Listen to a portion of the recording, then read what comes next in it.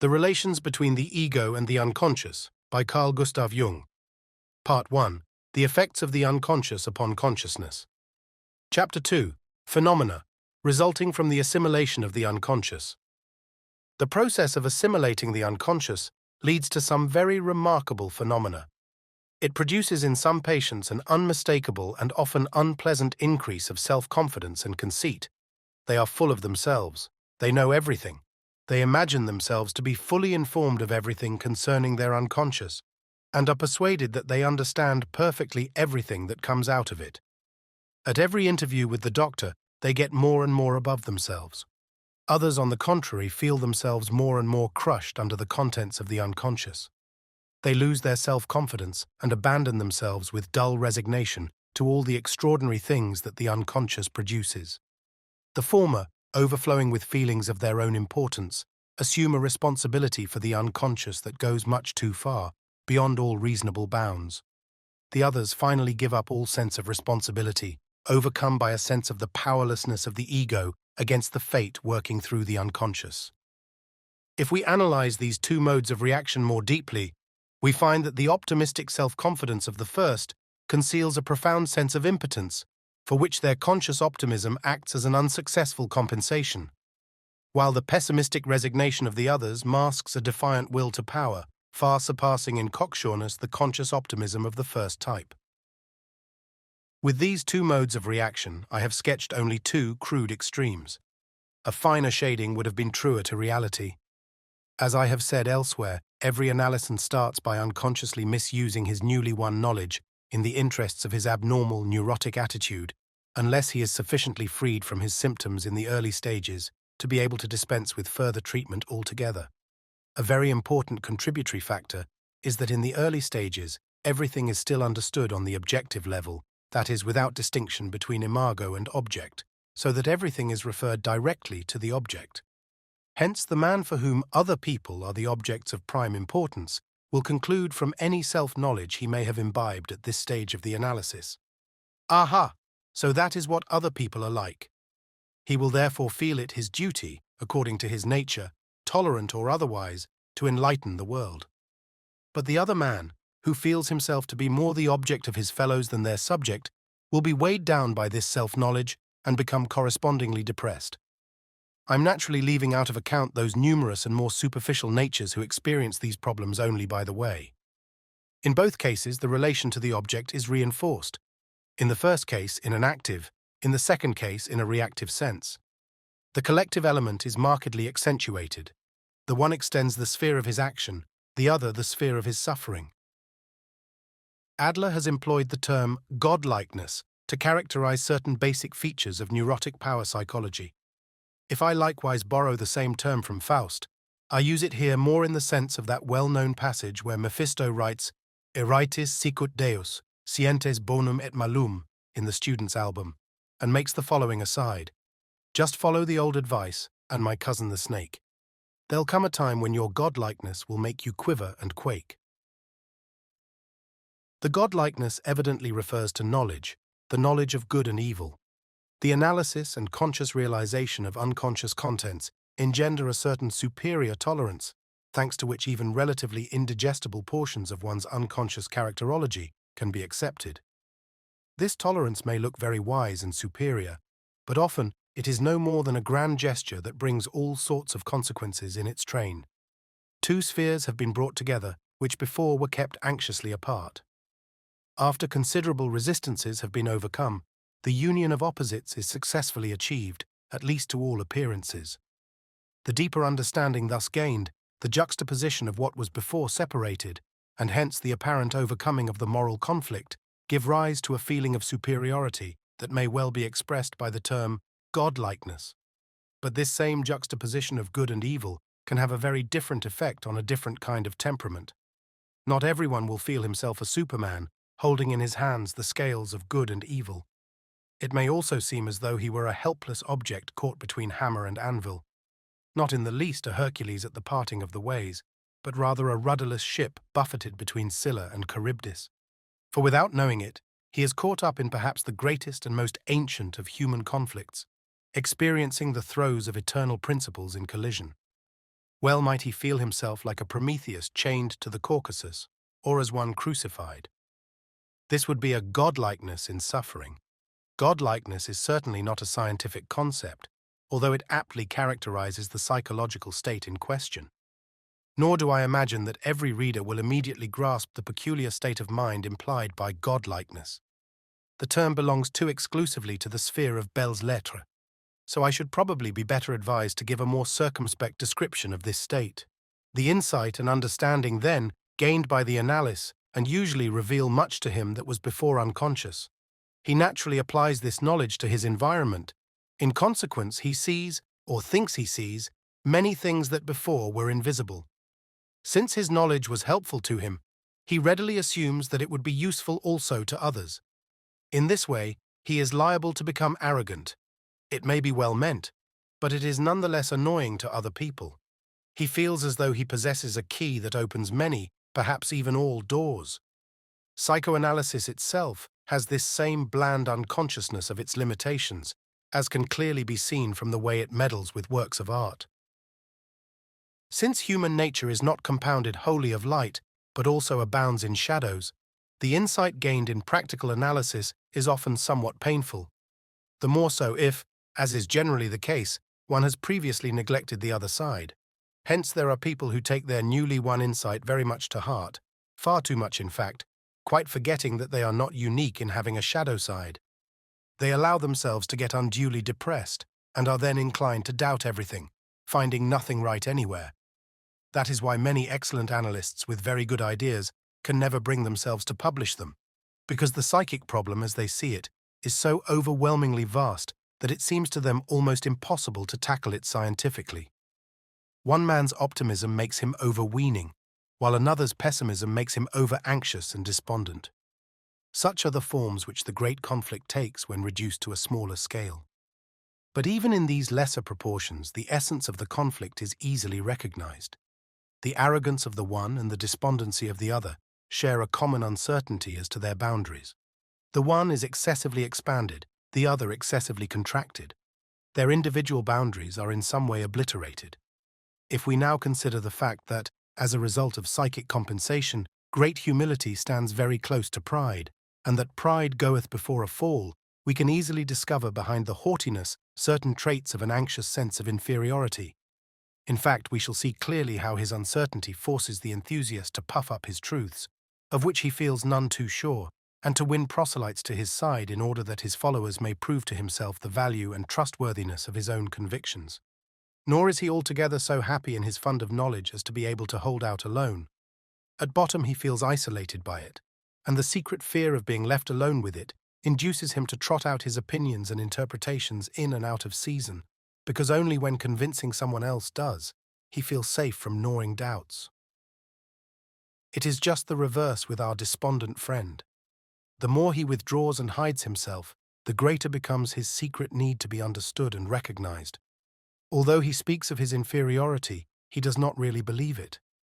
There arises within him a defiant conviction of his unrecognized merits, and in consequence he is sensitive to the slightest disapprobation, always wearing the stricken air of one who is misunderstood and deprived of his rightful due. In this way, he nurses a morbid pride and an insolent discontent, which is the very last thing he wants, and for which his environment has to pay all the more dearly. Both are at once too small and too big. Their individual mean, never very secure, now becomes shakier than ever. It sounds almost grotesque to describe such a state as godlike. But since each in his way steps beyond his human proportions, both of them are a little superhuman, and therefore, figuratively speaking, godlike.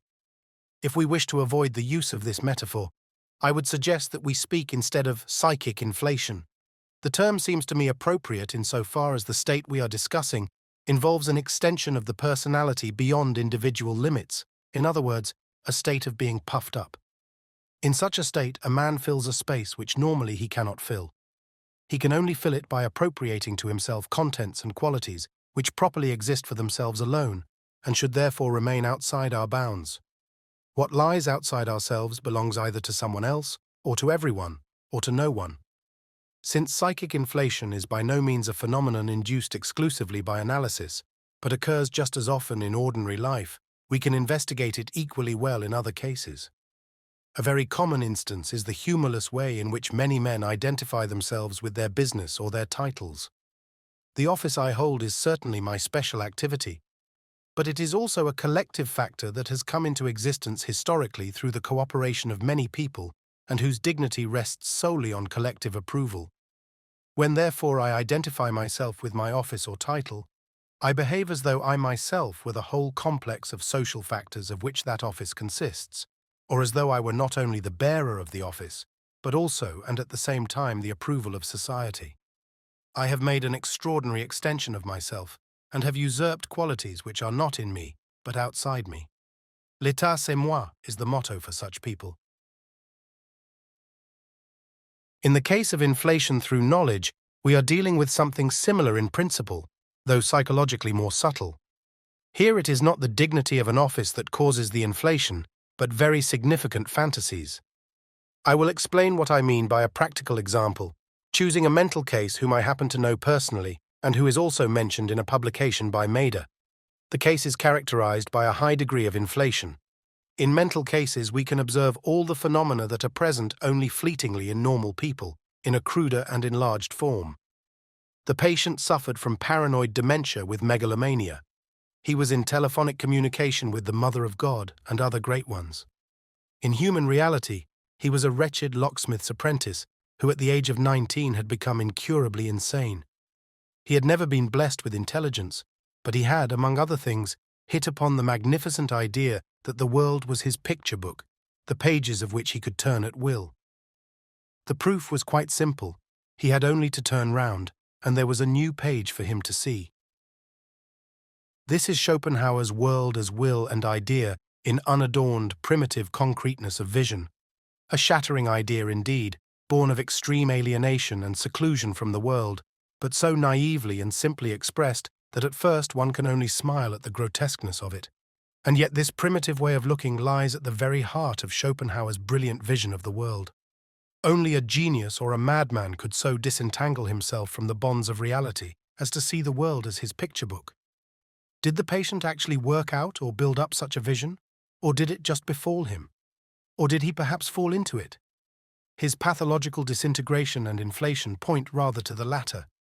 It is no longer he that thinks and speaks, but it thinks and speaks within him. He hears voices. So the difference between him and Schopenhauer is that, in him, the vision remained at the stage of a mere spontaneous growth, while Schopenhauer abstracted it and expressed it in language of universal validity. In so doing, he raised it out of its subterranean beginnings into the clear light of collective consciousness. But it would be quite wrong to suppose that the patient's vision had a purely personal character or value, as though it was something that belonged to him. If that was so, he would be a philosopher. A man is a philosopher of genius only when he succeeds in transmuting the primitive and merely natural vision into an abstract idea belonging to the common stock of consciousness. This achievement, and this alone, constitutes his personal value, for which he may take credit without necessarily succumbing to inflation. But the sick man's vision is an impersonal value, a natural growth against which he is powerless to defend himself, by which he is actually swallowed up and wafted clean out of the world. Far from his mastering the idea and expanding it into a philosophical view of the world, it is truer to say that the undoubted grandeur of his vision blew him up to pathological proportions. The personal value lies entirely in the philosophical achievement, not in the primary vision. To the philosopher as well, this vision comes as so much increment, and is simply a part of the common property of mankind, in which, in principle, everyone has a share. The golden apples drop from the same tree, whether they be gathered by an imbecile locksmith's apprentice or by a Schopenhauer. There is, however, yet another thing to be learnt from this example, namely that these transpersonal contents are not just inert or dead matter that can be annexed at will. Rather, they are living entities which exert an attractive force upon the conscious mind. Identification with one's office or one's title is very attractive indeed, which is precisely why so many men are nothing more than the decorum accorded to them by society. In vain would one look for a personality behind the husk. Underneath all the padding, one would find a very pitiable little creature. That is why the office, or whatever this outer husk may be, is so attractive. it offers easy compensation for personal deficiencies. Outer attractions, such as offices, titles, and other social regalia, are not the only things that cause inflation. These are simply impersonal quantities that lie outside in society, in the collective consciousness. But just as there is a society outside the individual, so there is a collective psyche outside the personal psyche, namely the collective unconscious, concealing, as the above example shows, elements that are no whit less attractive. And just as a man may suddenly step into the world on his professional dignity, Messieurs, à présent je suis roi, so another may disappear out of it equally suddenly when it is his lot to behold one of those mighty images that put a new face upon the world. These are the magical representations collectives which underlie the slogan, the catchword, and, on a higher level, the language of the poet and mystic. I am reminded of another mental case who was neither a poet nor anything very outstanding, just a naturally quiet and rather sentimental youth.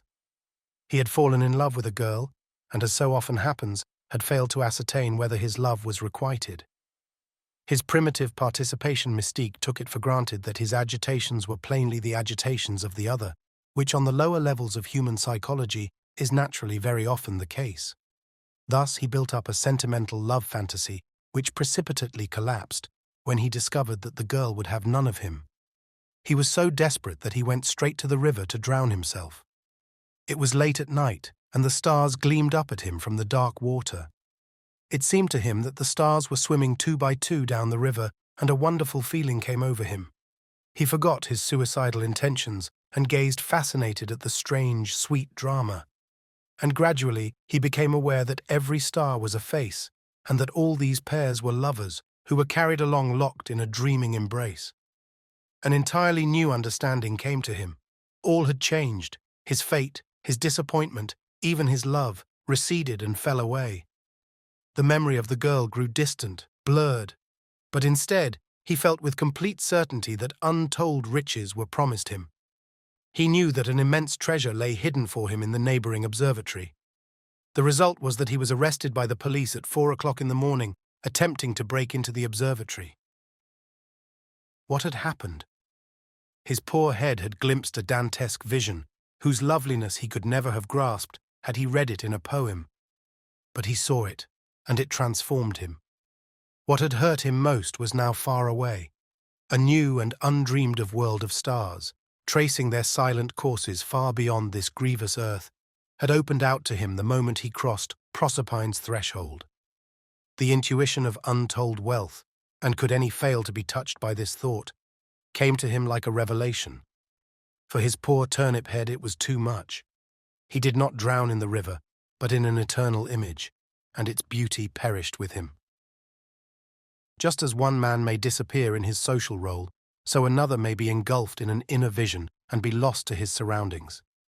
Many fathomless transformations of personality, like sudden conversions and other far-reaching changes of mind, originate in the attractive power of a collective image, which, as the present example shows, can cause such a high degree of inflation that the entire personality is disintegrated.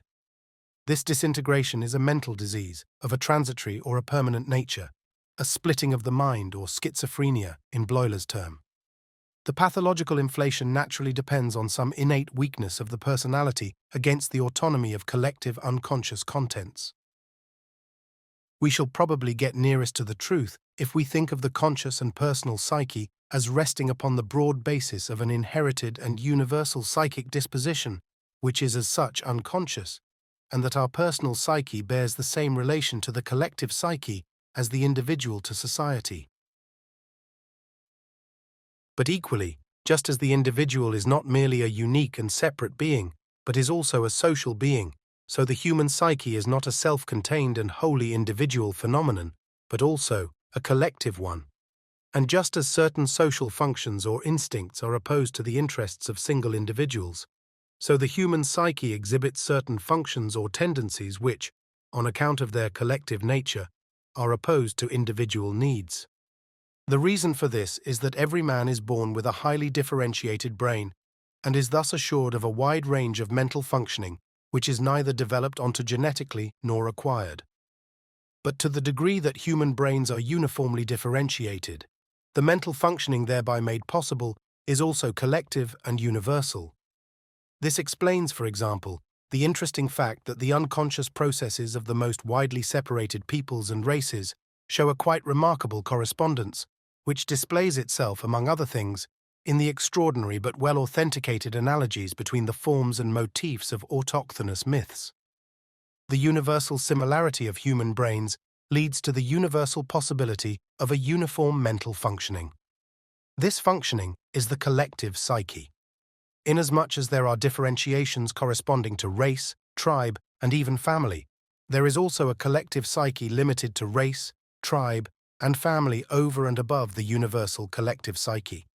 To borrow an expression from Pierre Janet, the collective psyche comprises the parties inférieures of the psychic functions, that is to say, those deep-rooted, well-nigh automatic portions of the individual psyche which are inherited and are to be found everywhere and are thus impersonal or suprapersonal.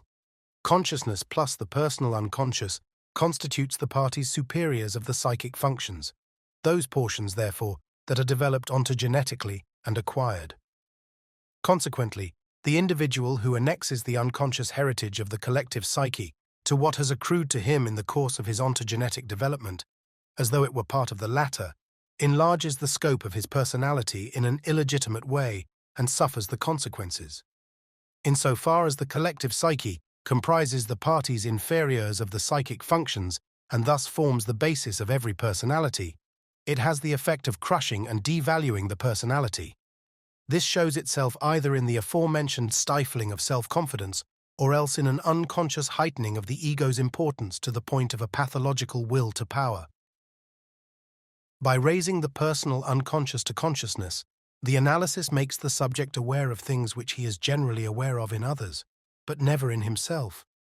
This discovery makes him therefore less individually unique and more collective. His collectivization is not always a step to the bad. It may sometimes be a step to the good. There are people who repress their good qualities and consciously give free rein to their infantile desires. The lifting of personal repressions at first brings purely personal contents into consciousness, but attached to them are the collective elements of the unconscious, the ever-present instincts, qualities and ideas, images, as well as all those statistical quotas of average virtue and average vice which we recognize when we say, everyone has in him something of the criminal, the genius, and the saint. Thus a living picture emerges, containing pretty well everything that moves upon the checkerboard of the world, the good and the bad, the fair and the foul. A sense of solidarity with the world is gradually built up, which is felt by many natures as something very positive, and in certain cases actually as the deciding factor in the treatment of neurosis.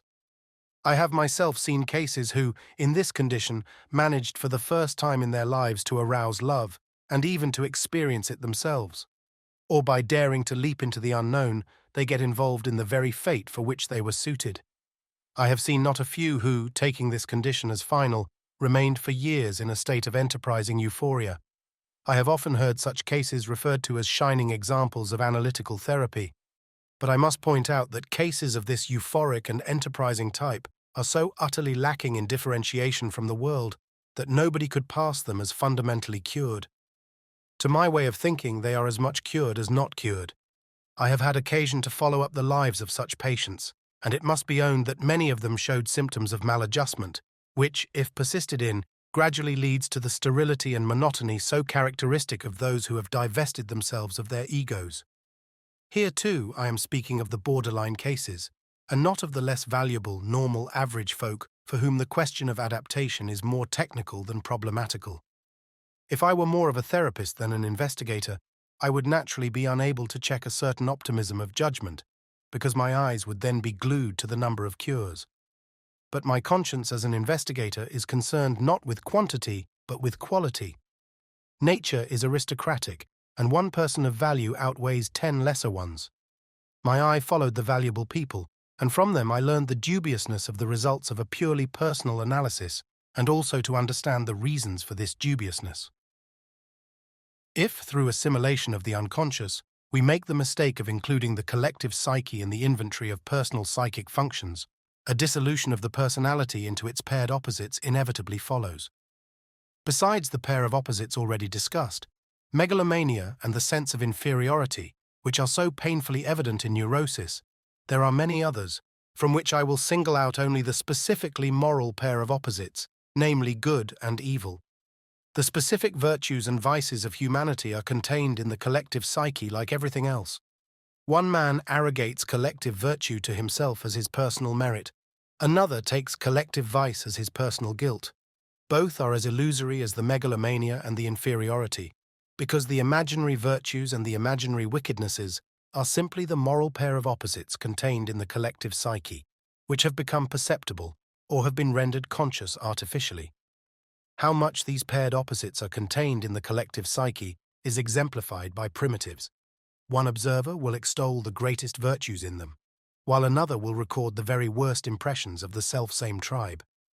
For the primitive, whose personal differentiation is, as we know, only just beginning, both judgments are true, because his psyche is essentially collective, and therefore for the most part unconscious. He is still more or less identical with the collective psyche, and for that reason shares equally in the collective virtues and vices, without any personal attribution and without inner contradiction. The contradiction arises only when the personal development of the psyche begins, and when reason discovers the irreconcilable nature of the opposites. The consequence of this discovery is the conflict of repression. We want to be good, and therefore must repress evil.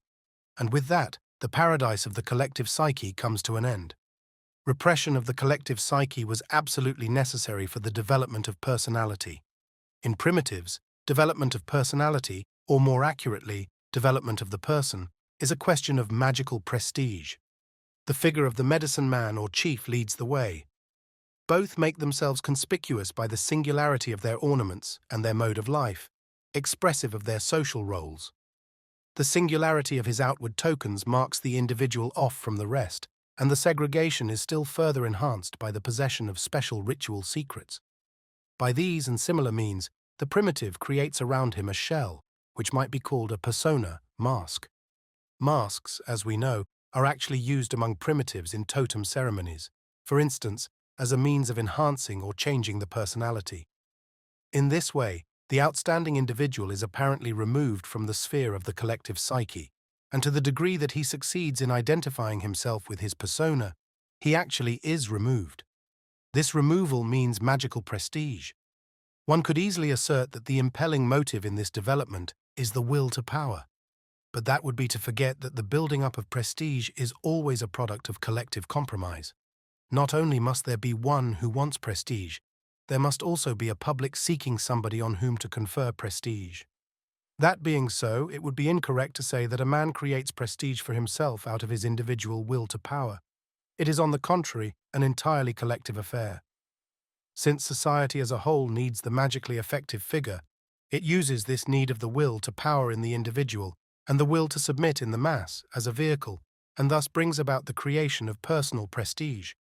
The latter is a phenomenon which, as the history of political institutions shows, is of the utmost importance for the comity of nations. The importance of personal prestige can hardly be overestimated, because the possibility of regressive dissolution in the collective psyche is a very real danger, not only for the outstanding individual, but also for his followers. This possibility is most likely to occur when the goal of prestige, universal recognition, has been reached. The person then becomes a collective truth, and that is always the beginning of the end. To gain prestige is a positive achievement not only for the outstanding individual, but also for the clan.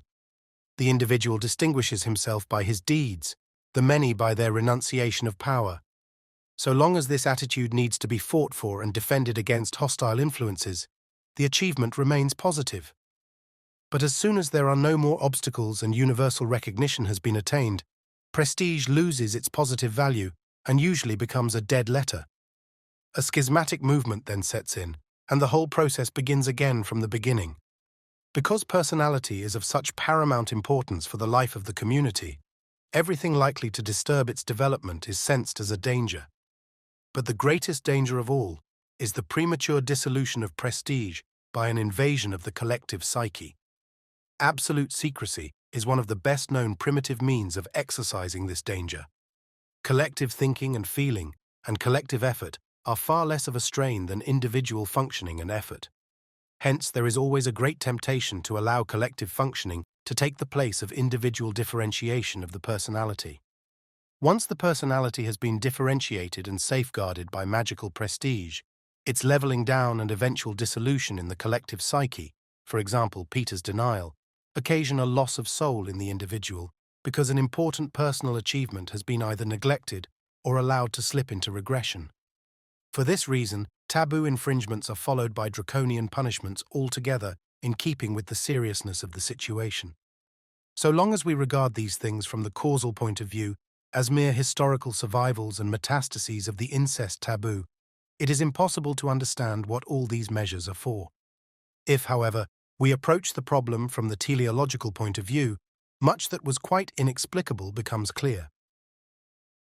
For the development of personality, then, strict differentiation from the collective psyche is absolutely necessary, since partial or blurred differentiation leads to an immediate melting away of the individual in the collective.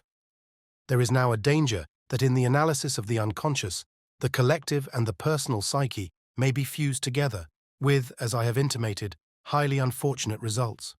These results are injurious both to the patient's life-feeling and to his fellow men, if he has any influence at all on his environment. Through his identification with the collective psyche, he will infallibly try to force the demands of his unconscious upon others. For identity with the collective psyche always brings with it a feeling of universal validity, godlikeness, which completely ignores all differences in the personal psyche of his fellows. The feeling of universal validity comes, of course, from the universality of the collective psyche. A collective attitude naturally presupposes this same collective psyche in others, but that means a ruthless disregard not only of individual differences, but also of differences of a more general kind within the collective psyche itself, as for example differences of race. This disregard for individuality obviously means the suffocation of the single individual, as a consequence of which the element of differentiation is obliterated from the community. The element of differentiation is the individual. All the highest achievements of virtue, as well as the blackest villainies, are individual. The larger a community is, and the more the sum total of collective factors peculiar to every large community rests on conservative prejudices detrimental to individuality, the more will the individual be morally and spiritually crushed, and, as a result, the one source of moral and spiritual progress for society is choked up. Naturally, the only thing that can thrive in such an atmosphere is sociality, and whatever is collective in the individual. Everything individual in him goes under, that is doomed to repression. The individual elements lapse into the unconscious, where, by the law of necessity, they are transformed into something essentially baleful, destructive, and anarchical. Socially, this evil principle shows itself in the spectacular crimes, regicide and the like, perpetrated by certain prophetically inclined individuals, but in the great mass of the community it remains in the background, and only manifests itself indirectly in the inexorable moral degeneration of society. It is a notorious fact that the morality of society as a whole is in inverse ratio to its size. For the greater the aggregation of individuals, the more the individual factors are blotted out, and with them morality, which rests entirely on the moral sense of the individual and the freedom necessary for this. Hence, every man is, in a certain sense, unconsciously a worse man when he is in society than when acting alone. For he is carried by society, and to that extent relieved of his individual responsibility. Any large company composed of wholly admirable persons has the morality and intelligence of an unwieldy, stupid, and violent animal. The bigger the organization, the more unavoidable is its immorality and blind stupidity, senatus bestia, senatores boni viri. Society, by automatically stressing all the collective qualities in its individual representatives, puts a premium on mediocrity, on everything that settles down to vegetate in an easy, irresponsible way. Individuality will inevitably be driven to the wall. This process begins in school, continues at the university, and rules all departments in which the state has a hand. In a small social body, the individuality of its members is better safeguarded, and the greater is their relative freedom and the possibility of conscious responsibility. Without freedom, there can be no morality. Our admiration for great organizations dwindles when once we become aware of the other side of the wonder, the tremendous piling up and accentuation of all that is primitive in man, and the unavoidable destruction of his individuality in the interests of the monstrosity that every great organization in fact is. The man of today, who resembles more or less the collective ideal, has made his heart into a den of murderers, as can easily be proved by the analysis of his unconscious, even though he himself is not in the least disturbed by it. And insofar as he is normally adapted to his environment, it is true that the greatest infamy on the part of his group will not disturb him, so long as the majority of his fellows steadfastly believe in the exalted morality of their social organization. Now, all that I have said here about the influence of society upon the individual is identically true of the influence of the collective unconscious upon the individual psyche. But, as is apparent from my examples, the latter influence is as invisible as the former is visible. Hence, it is not surprising that its inner effects are not understood, and that those to whom such things happen are called pathological freaks and treated as crazy. If one of them happened to be a real genius, the fact would not be noted until the next generation or the one after. So obvious does it seem to us that a man should drown in his own dignity, so utterly incomprehensible that he should seek anything other than what the mob wants, and that he should vanish permanently from view in this other. One could wish both of them a sense of humor, that, according to Schopenhauer, truly divine attribute of man, which alone befits him to maintain his soul in freedom. The collective instincts and fundamental forms of thinking and feeling, whose activity is revealed by the analysis of the unconscious, constitute, for the conscious personality, an acquisition which it cannot assimilate without considerable disturbance. It is therefore of the utmost importance in practical treatment to keep the integrity of the personality constantly in mind, for, if the collective psyche is taken to be the personal possession of the individual, it will result in a distortion or an overloading of the personality which is very difficult to deal with. Hence, it is imperative to make a clear distinction between personal contents and those of the collective psyche. This distinction is far from easy, because the personal grows out of the collective psyche and is intimately bound up with it. So it is difficult to say exactly what contents are to be called personal and what collective. There is no doubt, for instance, that archaic symbolisms, such as we frequently find in fantasies and dreams, are collective factors. All basic instincts and basic forms of thinking and feeling are collective. Everything that all men agree in regarding as universal is collective. Likewise, everything that is universally understood, universally found, universally said and done. On closer examination, one is always astonished to see how much of our so-called individual psychology is really collective. So much, indeed, that the individual traits are completely overshadowed by it. Since, however, individuation is an ineluctable psychological necessity, we can see from the ascendancy of the collective what very special attention must be paid to this delicate plant individuality if it is not to be completely smothered. Human beings have one faculty which, though it is of the greatest utility for collective purposes, is most pernicious for individuation, and that is the faculty of imitation. Collective psychology cannot dispense with imitation, for without it all mass organizations, the state and the social order, are impossible. Society is organized indeed less by law than by the propensity to imitation, implying equally suggestibility, suggestion, and mental contagion. But we see every day how people use, or rather abuse, the mechanism of imitation for the purpose of personal differentiation. They are content to ape some eminent personality, some striking characteristic or mode of behavior, thereby achieving an outward distinction from the circle in which they move. We could almost say that as a punishment for this, the uniformity of their minds with those of their neighbors, already real enough, is intensified into an unconscious, compulsive bondage to the environment. As a rule, these specious attempts at individual differentiation stiffen into a pose, and the imitator remains at the same level as he always was, only several degrees more sterile than before. To find out what is truly individual in ourselves, profound reflection is needed, and suddenly we realize how uncommonly difficult the discovery of individuality is.